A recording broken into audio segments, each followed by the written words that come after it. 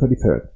A few weeks later, both Grant 10 and the key from the previous exercises are told that collusion agreements are illegal, so that their signed contract becomes a dead letter. Anyway, Aitor and Juan talk and agree to maintain the same agreement, but this time orally. What's the problem of this verbal agreement? Mark the incorrect answer. Okay? Well, we know that now it's not easy to maintain that agreement if it's not signed. It happens the same as in the I would say the same as in the rationalist dilemma. Okay, so the problem is that it's not Pareto efficient. Well, no, because it is Pareto efficient. Yeah, the agreement is Pareto efficient. The point is that it's not a Nash equilibrium. Okay, so it's not Nash equilibrium. The problem is that they both have incentives to betray the agreement. Yes, that's a problem.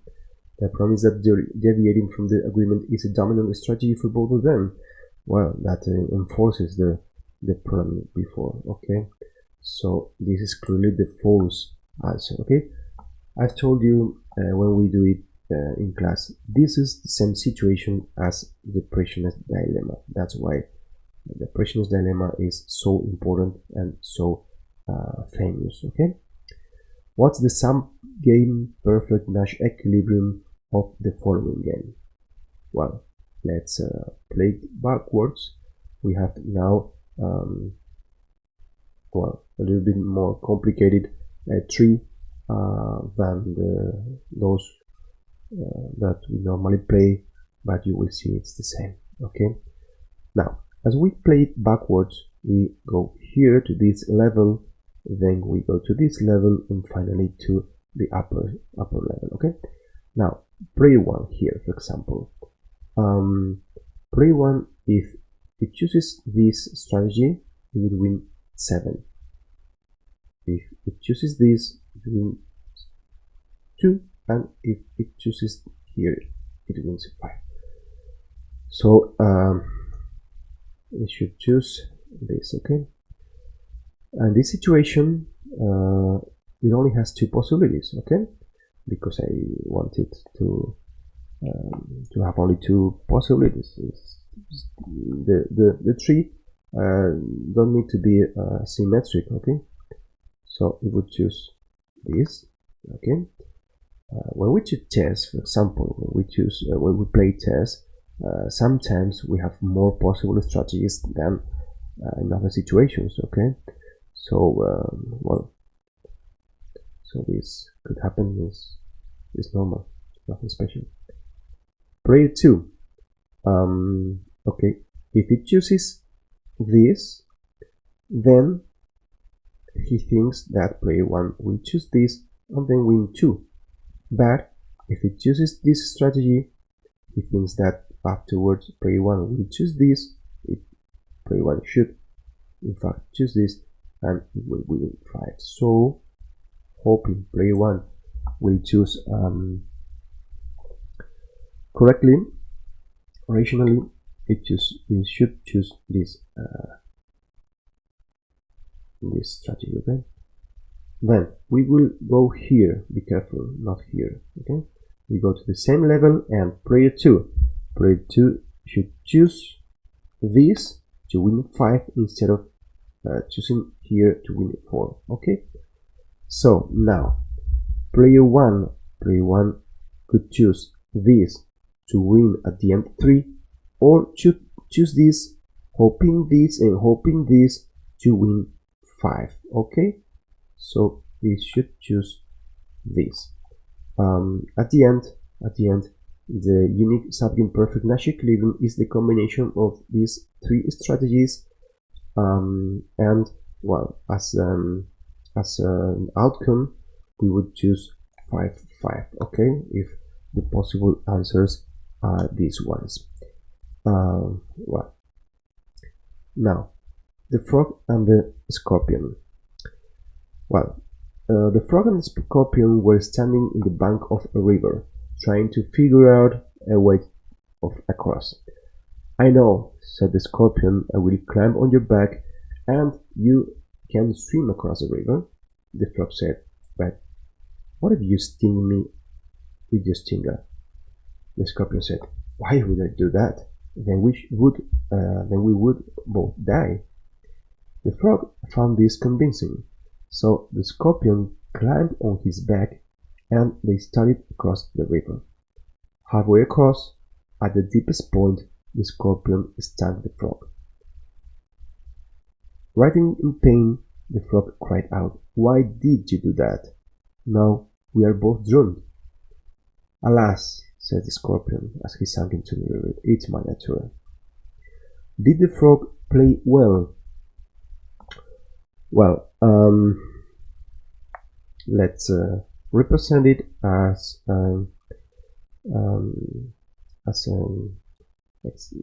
well, extensive form, okay, and we have it here, okay. Now, the numbers could be this, okay. The situation is this one. First, frog chooses to carry the scorpion or to refuse to carry the scorpion. If it refuses, they win both 0, okay. They don't cross the river.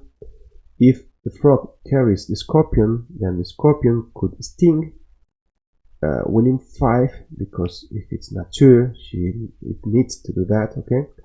But the frog dies, so it wins -10, the frog, okay. If it refrains, scorpion wins 3, and the frog crosses the river and very happy wins 5, okay.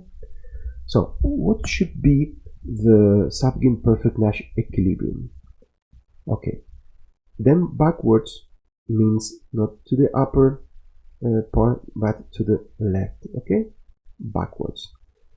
Then we go to this node, and a scorpion could choose sting and win 5, or could choose refrain and win 3. So the scorpion should choose sting, okay.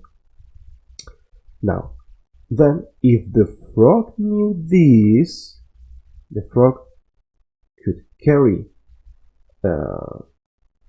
and then expect to the scorpion choose a sting and win -10, or to choose to refuse and win 0.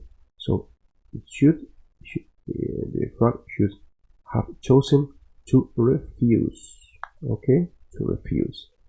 So the frog didn't play well, okay, didn't play well. So the answer is yes, she couldn't have done better. No, she could have done better. No, she didn't play correctly the dynamic game because refuse is a dominant strategy for her.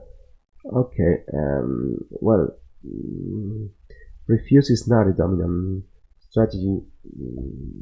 I think so. I really didn't think it very. I didn't think it properly. Well, anyway, yes, no, and D, no, because if she played correctly, she should have identified that the scorpion would sting her once she decided to carry him across the river. Okay, so this is the correct one. Yes, C is false. Sorry, B is false. B is false because if a scorpion chooses refrain, the frog should choose carry. Okay, so it's not a dominant strategy to refuse. Okay, this story is well known. I found as a dynamic game in the book Variant. Okay, you can find it here, there in the book. 36th, two firms with equal constant marginal cost equal to 3 choose the price without knowing the price the other firm will choose. All the consumers will buy to the firm that sets the lower price. One of the following choices is false. So this is Bertrand. Yeah, Bertrand. The unique Nash equilibrium is p equal to 3. Well, this is two films equal. Sorry, it's false. Okay, yes, I was reading two true.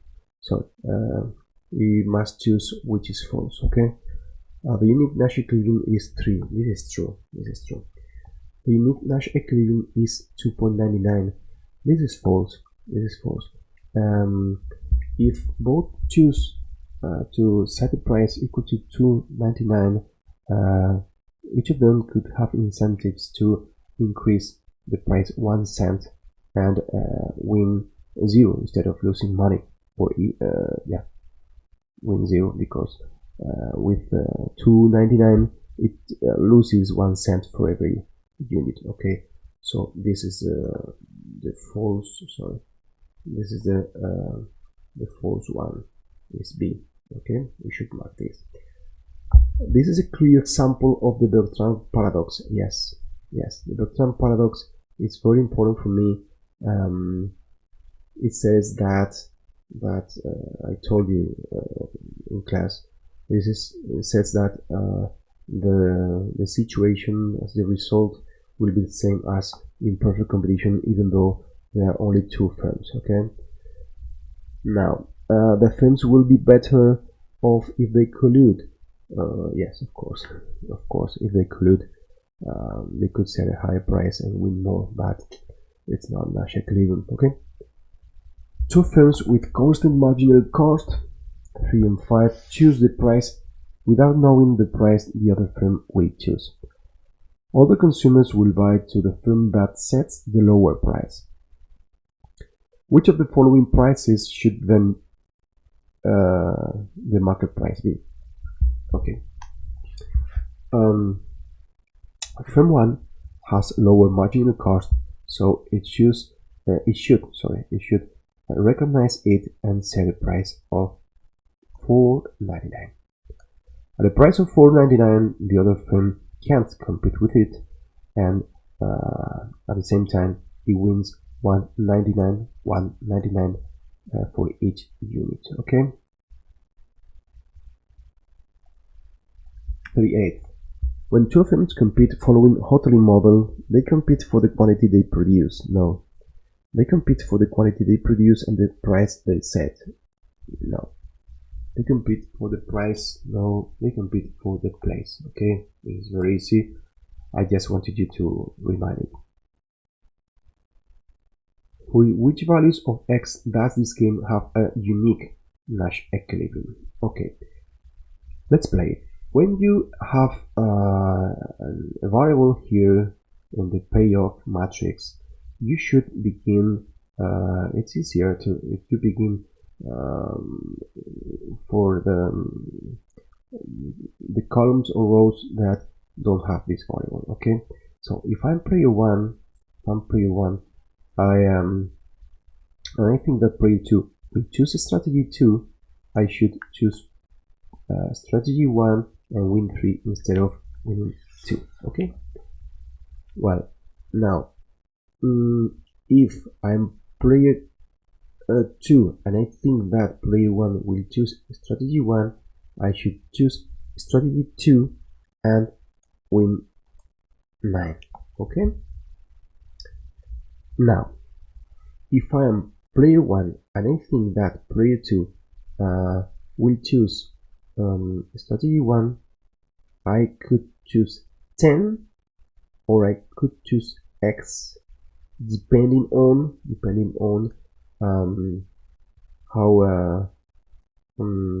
how big is X. Okay, so I don't mark and I will try to leave it to the end. Okay, the final of the exercise.